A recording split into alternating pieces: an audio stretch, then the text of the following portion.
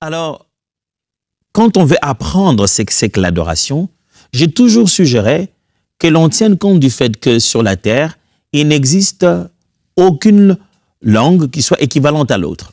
Je me répète, jamais deux langues sont parfaitement équivalentes. Ça, il faut le retenir.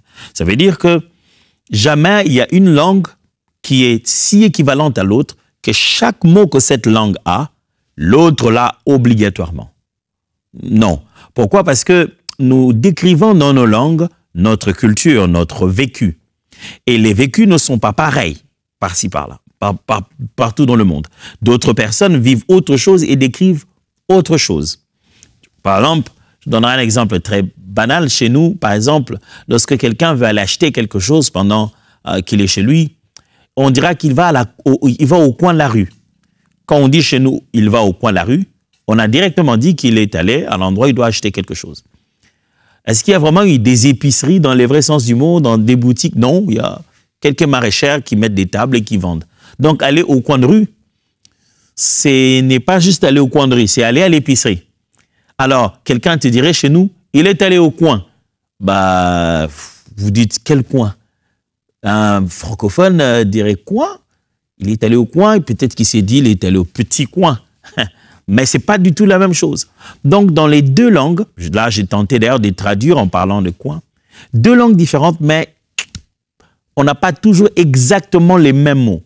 Ce qui signifie que quand on essaie de traduire, je prends la langue d'où ça vient, j'essaie de trouver la chose la plus proche ou qui va le mieux dans cette langue ici. Pourquoi je commence par ce principe? C'est important. Ça signifie que la Bible ne parle pas d'adoration. La Bible n'a jamais parlé d'adoration. Eh, attendez. Prenez ça de la bonne manière, attendez. Qu'est-ce que je vais dire? Je vais simplement dire que les mots bibliques n'étaient pas adoration. L'adoration, c'est déjà une traduction. On a trouvé qu'en français, le meilleur mot qui s'y rapprochait, c'était le mot adoration ou le verbe adorer. Mais les hommes de la Bible, les femmes de la Bible n'ont pas dit adoration parce qu'ils ne parlaient pas français. Je pense que je me suis fait comprendre là-dessus. Ça signifie qu'ils parlaient une autre langue et quand ils utilisaient leur langue, l'hébreu ou alors le grec, dans ce cas-ci, ils étaient en face d'un concept bien précis. Pourquoi je précise ça? Parce que, par exemple, dans la langue française, vous trouvez que le mot adoration est aussi utilisé de plusieurs manières. Hein? Bon, quelqu'un peut dire « Ah, j'adore cette nourriture ». Quelqu'un d'autre serait très frustré, choqué, dit « Quel genre de chrétien tu es ?» Tu peux oser dire que tu adores ça. On adore que l'Éternel, le Dieu Tout-Puissant, lui seul. Dans la Bible, en hébreu, il y a des mots qui sont attachés à Dieu, seulement à Adonai, le Créateur véritable. Mais ce n'est pas toujours comme ça dans toutes les autres langues. Là, vous tombez dans le français qui, dans cette langue, adorer veut des fois dire juste une grande admiration pour quelque chose. Et donc, vous trouvez quelqu'un d'autre en train de dire qu'il adore la nourriture, il adore sa femme ou quoi. Ce n'est pas toujours par idolâtrie, mais c'est juste parce que sa langue utilise les mêmes mots pour pouvoir décrire ces choses-là. Et vous verrez que ce n'est pas seulement dans le français, même dans les langues bibliques, il y avait des mots qui n'étaient pas seulement utilisés pour une chose, qui étaient aussi utilisés pour Dieu ou pour d'autres personnes. Alors, si on veut bien comprendre le concept qui est traduit en français, le concept de rendre les hommages et de reconnaître la grandeur de Dieu et de maintenir cette relation de sa grandeur, ce concept-là que nous appelons en français adoration, eh bien, si on veut s'y plonger, il faut donc qu'on voie d'abord comment on appelle ça dans la Bible, comment les langues bibliques et les cultures de la Bible l'ont vécu. Le premier mot que je vais vous proposer, je vais lire par translittération. Je ne vais pas tenter de faire une lecture hébraïque ici. Je vais juste lire comme les mots se présentent par translittération. Donc, disons que le premier mot, c'est Hawa. Ça signifie littéralement se prosterner volontairement, soit devant les êtres humains, soit devant les idoles, soit devant Dieu. Mais l'idée ici, c'est l'idée se prosterner volontairement. C'est pourquoi ce mot est beaucoup utilisé au sujet de Dieu, parce que vous vous êtes prosterné, non pas par pression, non pas parce qu'on vous a forcé, mais vous êtes prosterné. Alors, qui dit prosterné, mes amis, ne veut pas dire s'agenouiller. S'agenouiller, c'est amener ses genoux au sol. Se prosterner, c'est, à part les genoux au sol, amener aussi son front à même le sol. Se prosterner. Je vais lire avec vous le livre de la Genèse, chapitre 18, versets 1 à 2, juste pour que vous retrouviez justement ce mot se prosterner, ou l'idée de se prosterner, se trouvant dans ces textes où on utilise le mot awa ici, qui veut dire adorer ou se prosterner volontairement devant Dieu. Genèse 18, 1 à 2, c'est d'ailleurs là que vous trouverez apparaître pour la première fois en fait le radical de ce mot. Parce qu'en fait, le mot dans son entièreté, adorer, va apparaître dans Genèse chapitre 22. Mais Genèse chapitre 18, déjà, la pensée de ce verbe apparaît ici. Genèse 18, 1 à 2. L'Éternel lui apparut parmi les chênes de Mamré, comme il était assis à l'entrée de sa tente pendant la chaleur du jour. Il leva les yeux et regarda, et voici, 3 hommes étaient debout près de lui. Quand il les vit, il courut au-devant d'eux, depuis l'entrée de sa tente, et se prosterna en terre. Vous voyez, c'est Abraham qui se prosterne devant Dieu qui vient le visiter. Se awa en terre. Exode chapitre 20, versets 5 à 2. Exode 20, 5 à 2. Tu ne te prosterneras point devant elles, et tu ne les serviras point. Car moi, l'Éternel ton Dieu, je suis un Dieu jaloux qui punit l'iniquité des pères sur les enfants jusqu'à la 3e et la 4e génération de ceux qui me haïssent et qui fait miséricorde jusqu'en 1000 générations à ceux qui m'aiment et qui gardent mes commandements. Tu ne te prosterneras pas devant une idole. Donc, tu ne te prosterneras pas devant elle. Tu ne vas pas faire ce que tu es censé faire pour moi. Tu n'es pas censé le faire pour eux. Alors l'idée ici, ce premier verbe que je vous présente, c'est un verbe que Dieu a voulu garder exclusivement pour lui. Mais il est arrivé que le peuple le fasse pour d'autres dieux. C'est pour cette raison que en les définitions, j'ai dit c'est se prosterner devant Dieu ou devant des êtres humains ou devant des idoles. C'est comme ça que ça apparaît dans la Bible. Mais c'est un mot que Dieu voulait que le peuple Israël n'exerce que sur lui. Se prosterner volontairement, face contre terre, en humilité, devant sa grandeur, lui seul. 2 Chroniques chapitre 25, verset 14. Lorsqu'Amasia fut de retour après la défaite des Édomites, il fit venir les dieux des fils de Séhir et se les établit pour Dieu. Il se prosterna devant eux et leur offrit de parfums. Vous voyez, Amasia a commis une erreur ici. Il va prendre des divinités païennes et il s'est awa devant eux. Il s'est prosterné devant eux. C'est chose qu'il ne devrait pas faire. Il ne devrait pas faire ça parce que ça, c'est censé être fait que pour Dieu. Et Dieu dit, ne faites pas ce que vous faites là pour moi, ne le faites pas pour quelqu'un d'autre. 4, le 4e texte, Psaume chapitre 29, verset 2. Psaume 29, verset 2. Écoutez ce que la Bible dit. Rendez à l'Éternel gloire pour son nom. Prosternez-vous devant l'Éternel avec des ornements sacrés. On ne devait que faire les hawa ici devant l'Éternel seulement. Mais vous retrouverez le peuple dans la Bible le faire devant d'autres dieux. Quoi qu'il les fasse devant d'autres dieux, ce verbe a été prévu pour qu'on adore et on ne se prosterne que devant Dieu. Souvenez-vous, le verbe adorer ici vient avec un geste physique, dans sa définition fondamentale. Vient avec le fait de se prosterner, et j'ai bien différencié s'agenouiller avec se prosterner. Le deuxième verbe, dans l'Ancien Testament, on est encore en train de voir les termes de l'Ancien Testament. Si vous devez mélanger louange et adoration, et étudier les deux, dans l'Ancien et le Nouveau Testament, vous serez très étonné, vous allez en arriver à des vingtaines de termes. Deuxième terme, c'est le terme, je vais lire encore, par translittération, Yareh.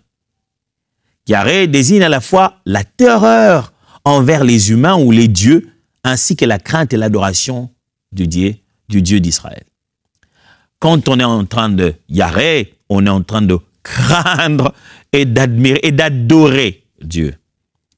La terreur qu'on a de lui, c'est-à-dire, ce n'est pas la peur, mais c'est la crainte. J'aimerais que vous puissiez différencier un peu cette idée. C'est pas seulement qu'il nous fait peur, mais son rang suscite un profond respect. Mais quand ce terme est utilisé, comme je vous l'ai dit, il est aussi utilisé par le fait que les gens ont pris peur de la puissance manifestée, des actions faites, et ça crée un profond respect. Ce n'est pas seulement un respect de « Oh, je te respecte Dieu, mais oh, Dieu a fait ça, oh, il ne faut pas blaguer avec Dieu. » C'est ça en fait. Le yaré, c'était cette façon de craindre, de respecter, de voir en grandeur la puissance de Dieu à cause de genre de choses qu'il est capable de faire. Deutéronome chapitre 3, verset 2. Je lis avec vous. L'Éternel me dit, ne les crains point, car je les livre entre tes mains. Lui et tout son peuple et son pays, tu les traiteras comme tu as traité Sihon, roi des Amoréens, qui habitait à Hesbon. Il dit, l'Éternel dit, ne le crains point, c'est-à-dire, n'aie pas terreur devant lui. Le mot est là, Yaré. Il dit qu'il ne commence pas à devenir devant toi comme un Dieu. Tu ne dois pas avoir peur de quelqu'un comme si c'était un Dieu. Ce qui veut dire qu'avant même de dire que je suis idolâtre parce que j'ai dit j'adore ma nourriture ou quoi. Des fois, il faut aller chercher loin. Le type de crainte qu'on accorde à quelqu'un peut déjà être une forme d'élévation de divinité. Et je vais exagérer. Ça peut déjà être de l'adoration. On peut se mettre à adorer quelqu'un, à idolâtrer quelqu'un, si je dois bien utiliser les termes, à cause d'un excès de ce qu'on appellerait respect, qui est devenu une vénération. Deutéronome chapitre 6, versets 13 à 15. Deutéronome 6, 13 à 15. Ah, 6, chapitre 13, verset 15. Chapitre 6, verset 13 à 15. Tu craindras l'Éternel ton Dieu, tu les serviras, et tu jureras par son nom. Vous n'irez point après d'autres dieux, d'entre les dieux de peuples qui sont autour de vous, car l'Éternel ton Dieu est un Dieu jaloux au milieu de toi. La colère de l'Éternel ton Dieu s'enflammerait contre toi, et il t'exterminerait de dessus de la terre. Tu dis, c'est bien dit, tu craindras l'Éternel ton Dieu et tu le serviras. Et puis, ce qui va venir après, ça va démontrer ce qu'il est capable de faire en puissance. C'est comment il peut faire mal. Donc, l'idée de craindre ici vient vraiment de la terreur que cette personne peut s'aimer à cause de ses capacités. Alors, on dit, tu ne peux pas avoir ça de quelqu'un d'autre.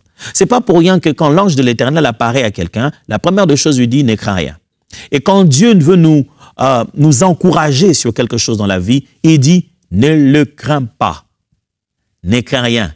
Ne tremble pas. Souvenez-vous ce qu'il dit à Jérémie, il dit, ne tremble pas. Si tu trembles devant eux, je te ferai trembler. Vous verrez ça même des fois quand vous avez une vision ou quoi que ce soit qui vous arrive, l'ange de l'Éternel viendra toujours te dire, ne crains rien. Il aura toujours un air, il est plus à l'aise, détendu, que la chose qui te fait peur, le diable te fait peur là-bas, il te dit, ne crains rien. Parce que ce que tu crains attire en toi un sentiment de vénération et d'adoration. Alors le diable, il s'en fout d'être craint pour les bonnes choses.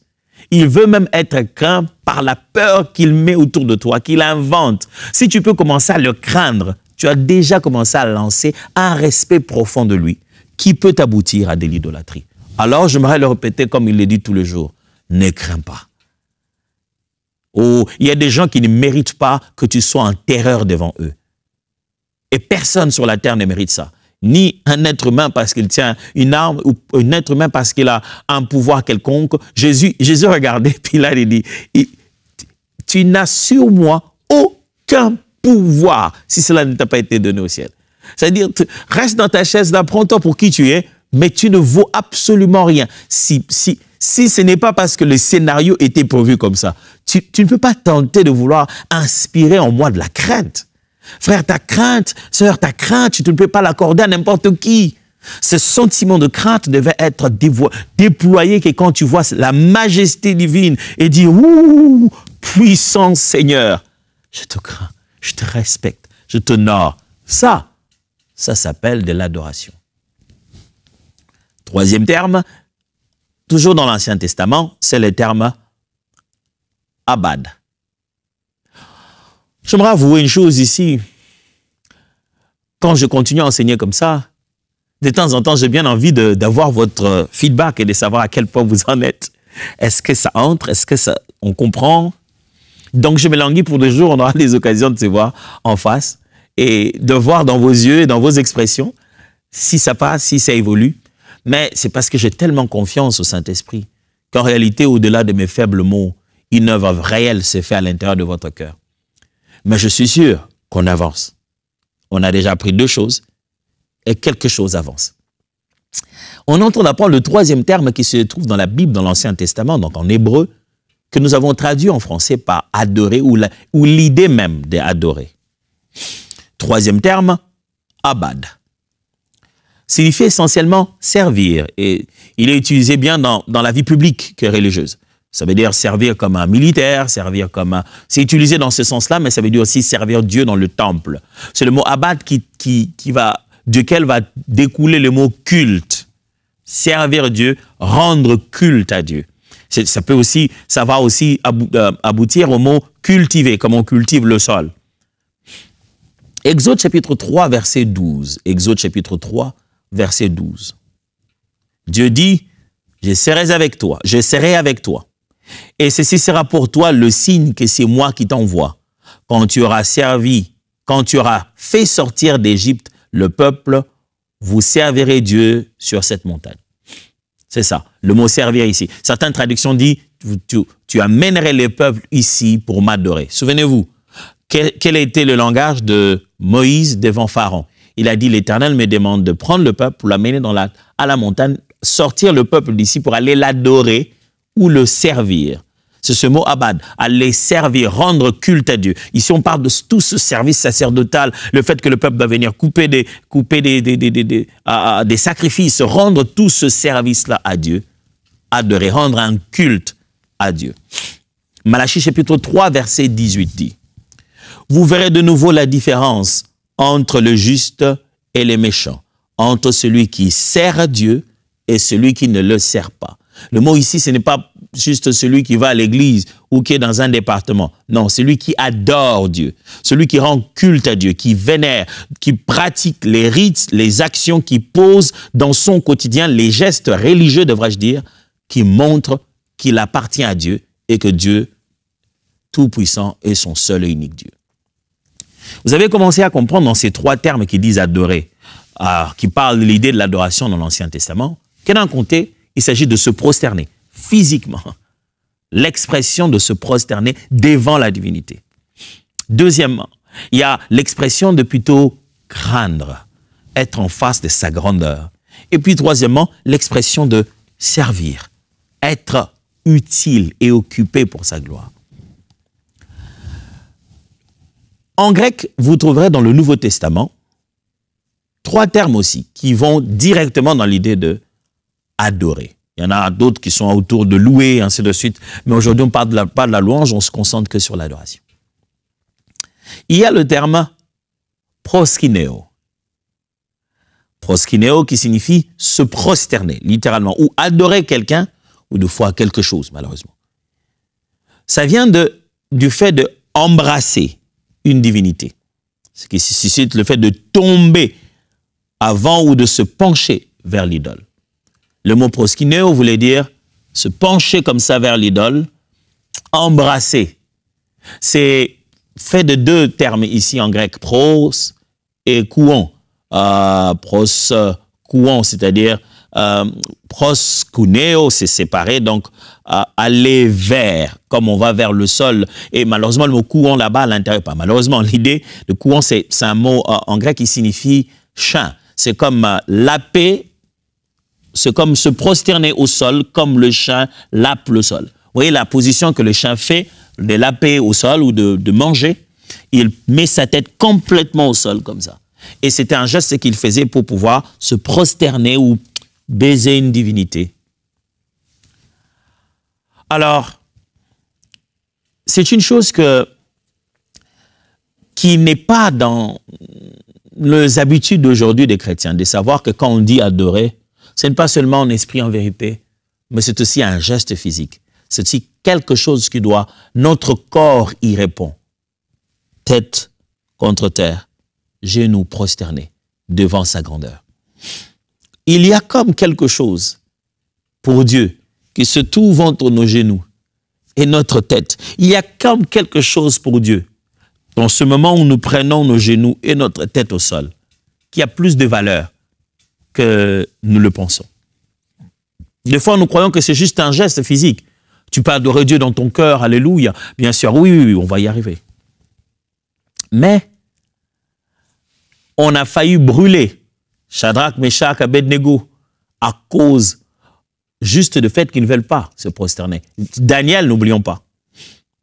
Pourquoi? Parce qu'ils ne veulent pas mettre leurs genoux au sol et leur tête. N'oubliez pas, Jésus a refusé de le faire devant le diable. Le diable lui a demandé, imaginez, qu'est-ce que ça a à voir de te donner le monde entier? Ah, ce n'était pas des petites propositions. Hein. Le diable lui a montré beaucoup de belles choses. Et tout ce qu'il demande, c'est juste un geste physique.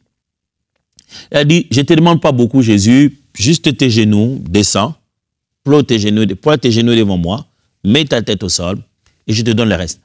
Une position physique seulement. Mais on sait très bien que c'est au-delà d'une position physique. Il y a comme si Dieu avait mis dans cette position tout un culte et qu'on ne devrait pas le rendre à qui que ce soit. Jean chapitre 9, verset 35 à 38 plutôt. Jean 9, 35 à 38.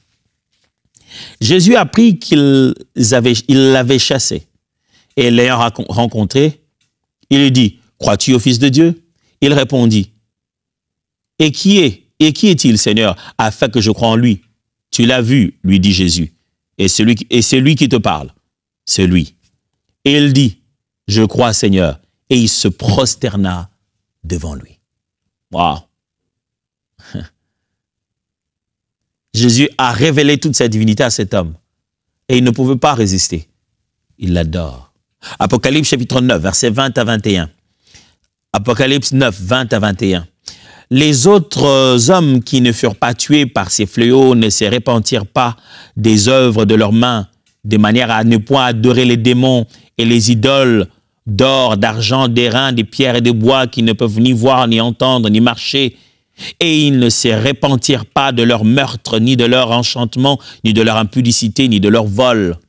Vous voyez, Apocalypse montre ces personnes qui ont refusé de se repentir. Ils ont refusé de se repentir, ils ont continué à adorer, à proskouner devant leurs idoles. Le deuxième terme, c'est le terme, en grec ici, le terme latréo. Latréo signifie un service à caractère religieux, que ce soit envers Dieu ou malheureusement envers les idoles. C'est pourquoi vous verrez que dans le Nouveau Testament, quand on traduit par exemple quelque chose qui avait dit dans l'Ancien Testament Abad, si on est obligé de faire référence à ce même texte dans le Nouveau Testament, on utilisera plutôt le mot latréo, parce qu'il s'agit d'un service.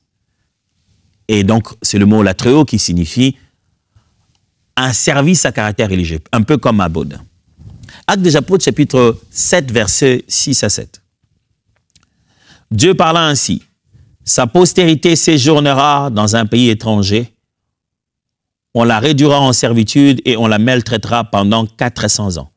Mais la nation à laquelle ils auront été asservis, c'est moi qui la jugera, dit Dieu. Après cela, ils sortiront et ils me serviront dans ce lieu-ci. Étienne est en train d'expliquer, de faire le résumé de toute l'histoire du peuple d'Israël. Il rappelle ce que Dieu avait dit, après toutes ces souffrances, il sortira le peuple et il le servira en ce lieu-là. Le mot là, c'est ils vont faire le culte de Dieu, ils vont faire le latréo. Hébreux 9, 13 à 14.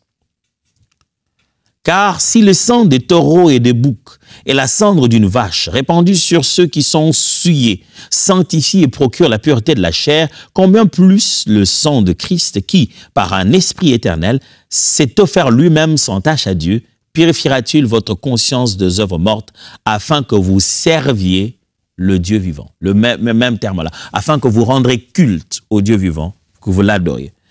Je reviens encore, Actes des Apôtres, mais cette fois-ci, verset 42, Acte 7, 42.